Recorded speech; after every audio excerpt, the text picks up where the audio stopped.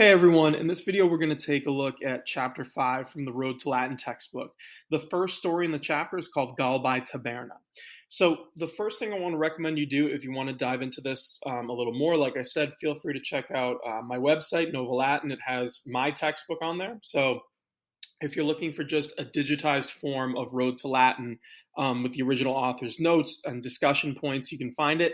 You can also find my textbook where I've taken the Road to Latin grammar, or the stories rather, and I've added my own grammar, my own notes, all these different things for you. So if you want to take a look, check it out. I think it'll help you. It'll let you, access the book in a little bit easier way. So have fun with it. If that's something you're interested in and you really want to dive into this textbook, I would recommend you take a look at this site. Before we dive into Chapter 5, though, the thing that you have to really process is what's going on with this new case. So we were introduced to the dative case in Chapter 5. So this one's a little tricky because I feel like most of my students really don't understand what it means in English. So then to try to transfer that knowledge to Latin is tricky. In general, the way we understand dative case usually is to say that it's the indirect object of a sentence. So what does that mean? Well, the idea is sort of like this. If let's say you had a sentence like, I throw the ball. Right? You'd say, okay, I'm the subject, throw is my verb. What did I throw? Where's the direct object? The ball. That would be the accusative case in Latin, and we've seen that so far. But what if I threw the ball to someone, right? They're still receiving the ball, but it's kind of indirect because I didn't actually throw them, right? I threw the ball to them. It's sort of a different idea. That's what the dative case is. What happens if you throw something to someone or do something for someone, right? That's called an indirect object in English. And in Latin, we show that by putting a different noun ending on, which is what we call the dative case. So it's most often used with verbs of giving, showing, and telling. And we usually translate it with to or for in English. And again, if you really want to go into a deep dive, I'd recommend going back to my textbook on Nova Latin. I put all my notes there, some different videos. It'll help you process and understand. If you're using the normal Road to Latin textbook, just read the notes that Chesnutt and her colleagues wrote. It does a pretty good job of explaining it. Whatever you need to do, just make sure you've kind of got that under control so that as we go through the story, you're understanding what you're looking at and you're able to translate it. Once you have the grammar down, again, the first thing you got to do, get the vocab. It's really hard to understand what's going on if you don't know the words. So take the vocab, learn it as best you can. If you're using my textbook, I gave you a Quizlet there, a couple different Quizlets where you can practice, do different games, whatever it is you need to do. I also gave you some derivatives from English that might help you to process like, oh, okay, this English word comes from this Latin root introduced in this chapter. That's always a good way to learn the vocab pretty quickly too. But whatever you can do, just make sure you have the vocab under control. Then you have the grammar too, right? Dative case, and you'll be in a really good position to translate the story. The last thing you need to do, like I always tell you, read the story out loud, find a partner from class, anyone, family member, whoever, find someone you can read this story to practice your pronunciation, and then have them ideally find someone who can read it back to you with their pronunciation too, so that you're getting the speaking and listening skills down. It will really help you to hear the pattern of what's going on in the Latin. That way you can process it a little better and translate it, right? You never want to shut off those skills. So once you've done that, you're in a pretty good place and you're ready to translate. You can dive right in, right? Just take the story, start translating it, and you should be okay. So let's start doing that. And again, in terms of my color coding system, what I use in class is to code or to color code rather, the different cases by color. So what you're looking at here is the story, but I've put red for nominative case, blue for accusative, green for genitive, and yellow is representing the new dative case here. So when you see words in that yellowish gold color, that's the dative case, right? We're going to translate it as to or for. So if we start, the first sentence is Galba magnam tabernam habet. So Galba is your subject, right? A new character, Galba, a guy. Galba has a magnam tabernam, right? A large shop. That's the direct object. That's what he has, right? It's the accusative case. Then you have taberna est plena statuarum et amphorarum.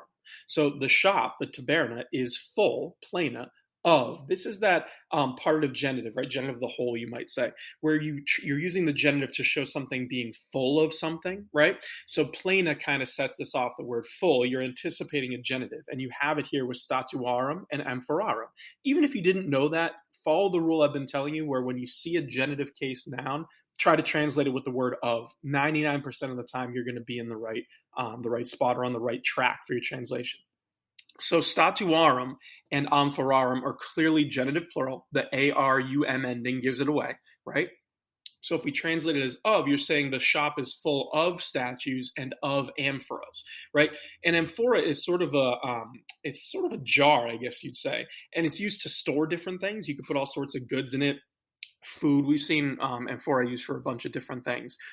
Even archaeologists, when they find them, they're full of different goods. So they're a pretty versatile way of storing stuff in ancient Rome. If you're looking at the picture to the right, I know it's a little blurry. This comes from the Road to Latin textbook, but you can see you have an image of some women, right, or girls off to the right, sitting down. Galbae would be the man, sort of in the middle left, right? I think he's a little bald, the older guy.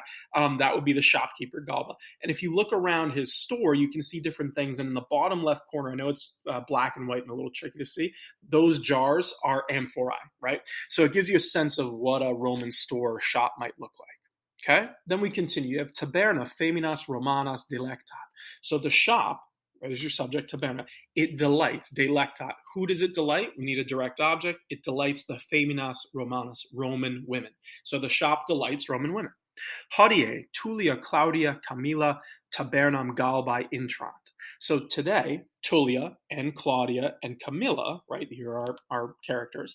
You could have put et in between these, so Tullia and Claudia and Camilla. It doesn't really matter. They're all nominative case. So these three women enter intrant. Notice the nt on intrant. It's a plural verb because our subject is more than one person, meaning it's plural. So they enter. What do they enter? The tabernam Galbae, the shop of Galbae, right? Galbae is genitive, and it's showing that he owns the shop, right? Then we get Galbae feminas videt. So Galbae sees the women, right? Feminas is just accusative plural.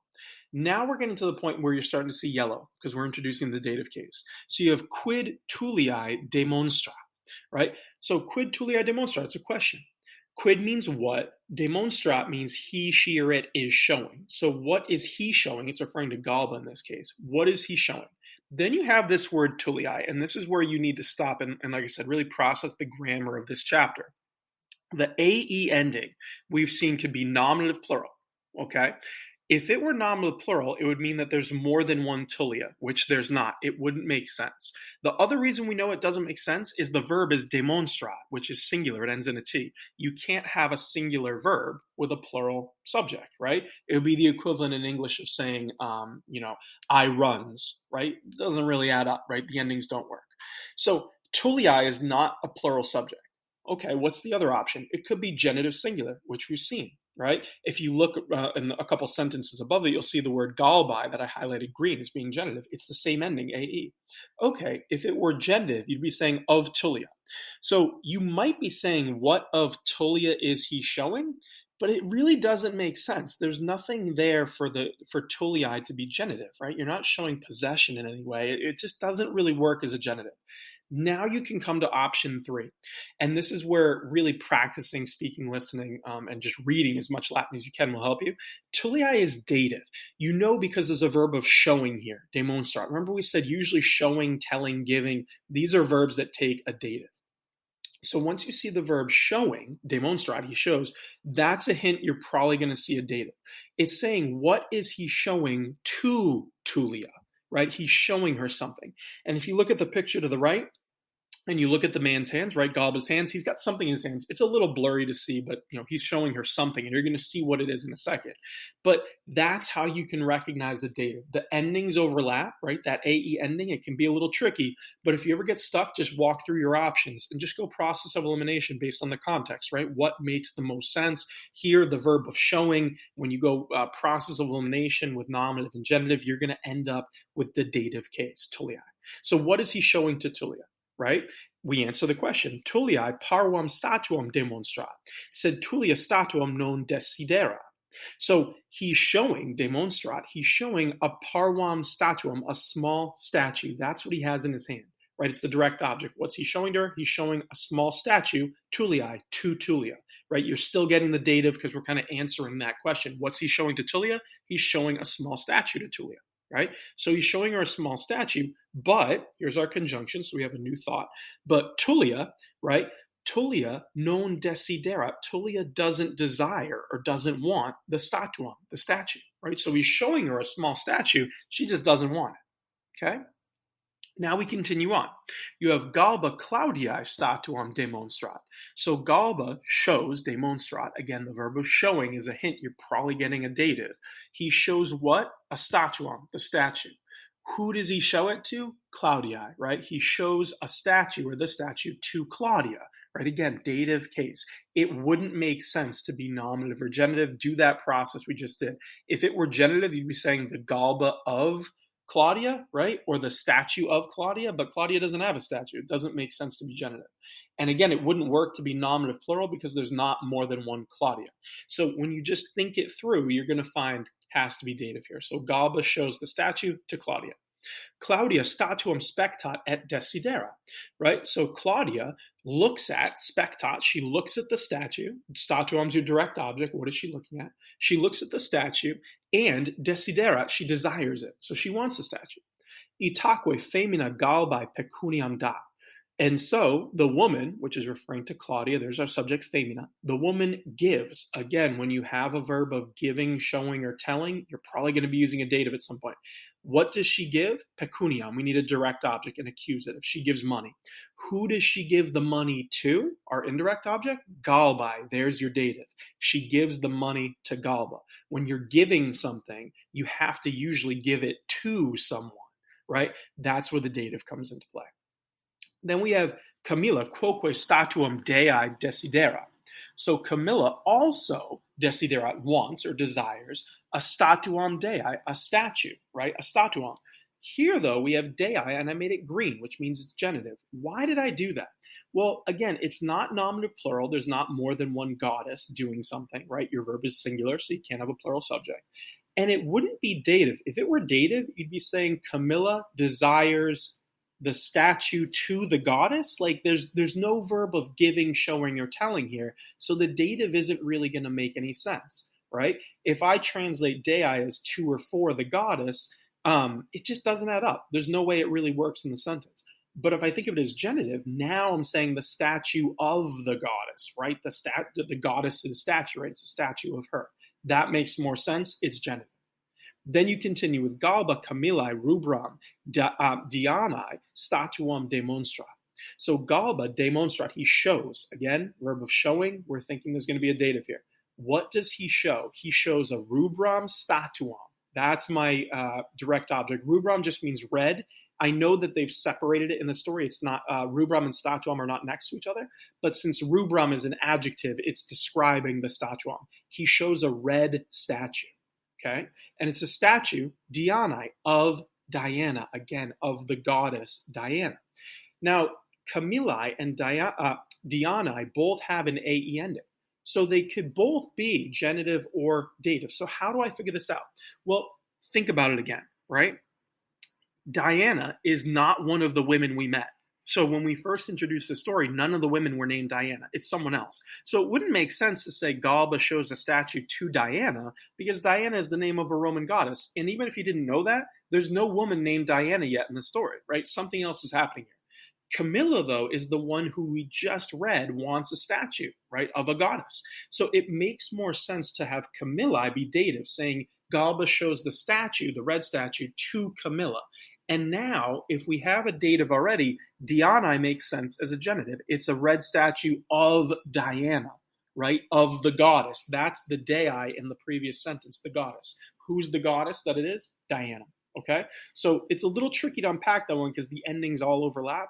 Always think of context, what makes the most sense. Galba shows a red statue, a red statue of Diana to Camilla, okay?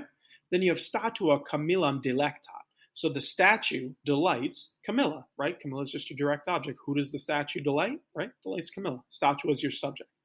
Camilla Galbae pecuniam dat. Camilla gives, dot, right? Camilla dot. You have a verb of giving. You're probably going to have an indirect object, rather. You're going to give something to someone. What does she give? Pecuniam. She gives the money.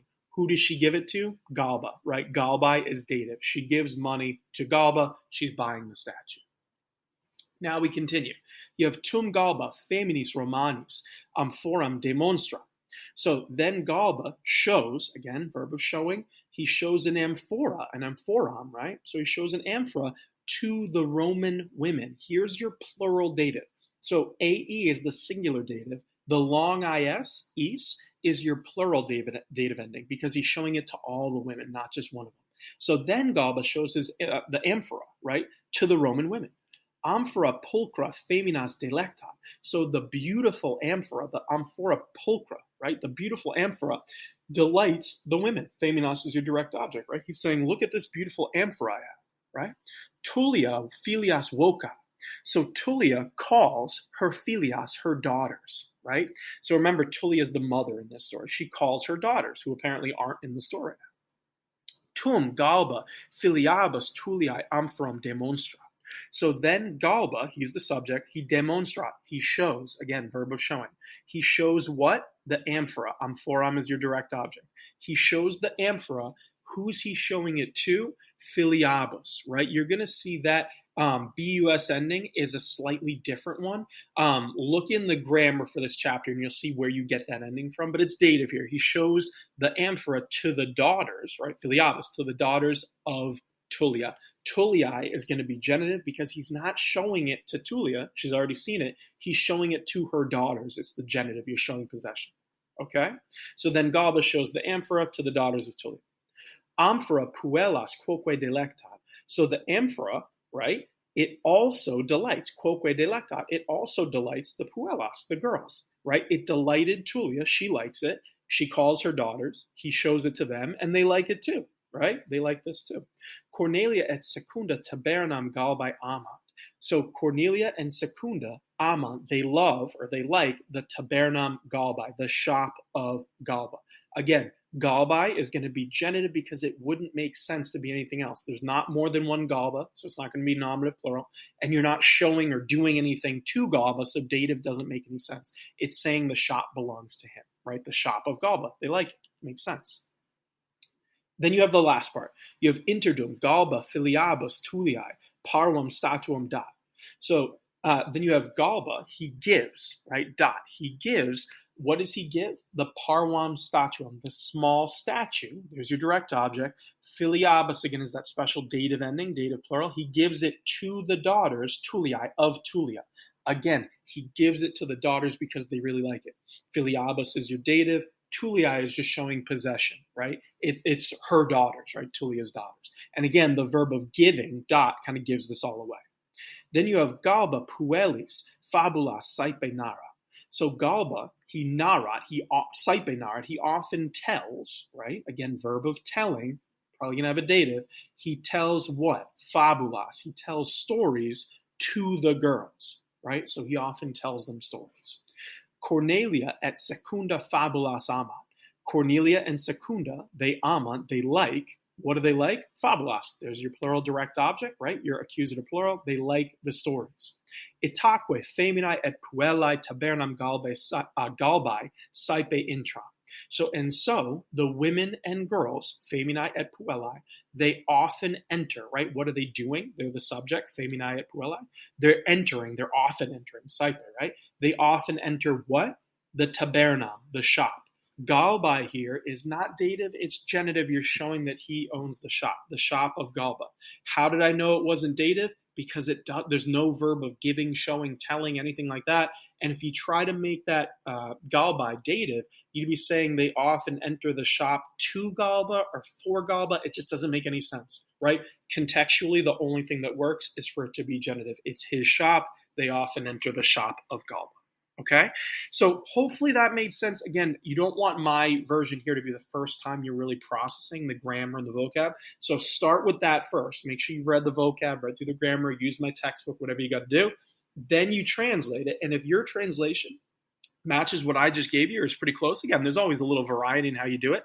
But if you're on the right track, you're good. That means you're in a really good place. If you're getting confused on how you can tell that it's dative, go back and read the grammar notes on my textbook. I put practice problems there too. Just practice until it makes more sense to you.